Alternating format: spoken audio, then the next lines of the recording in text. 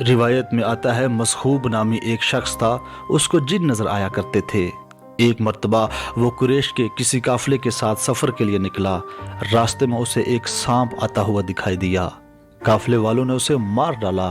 قافلہ تھوڑا آگے چلا، اس کے بعد ایک اور سانپ نمودار ہوا اور کہنے لگا، مجھے فلاں مقتول کا قصاص دو۔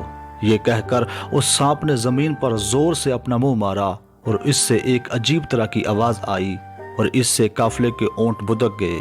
پورے قافلے والے ان اونٹوں کو جمع کرتے کرتے تھک گئے۔ جب انہوں نے اونٹ جمع کر لیے تو وہ سانپ پھر نمودار ہوا اور پھر اس نے اپنا منہ زمین پر مارا۔ پھر ویسی ہی وحشت ناک آواز آئی اور اونٹ منتشر ہو گئے۔ قافلے والے اپنے اپنے اونٹوں کی تلاش میں پھرتے پھرتے ایسے میدان میں پہنچ گئے جہاں پانی کا نام و نشان نہیں تھا۔ قافلے والے پیاس کی شدت کی وجہ سے بے دم ہو گئے۔ قافلے والوں نے مسخوب سے پوچھا کہ اس مصیبت سے بچنے کی کوئی تدبیر ہے؟ مسخوب نے جواب دیا، دیکھتا ہوں شاید کوئی شکل نظر آ جائے۔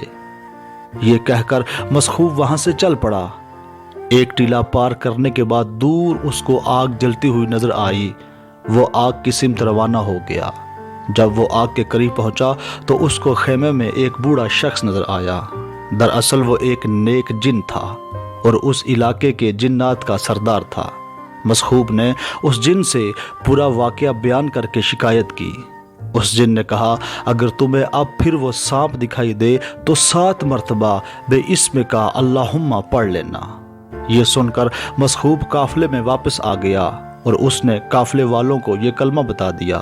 اس کے بعد پھر جن قافلے والوں کو سانپ کی صورت میں ستانے کے لیے آئے تو انہوں نے 7 مرتبہ وہ کلمہ پڑھا۔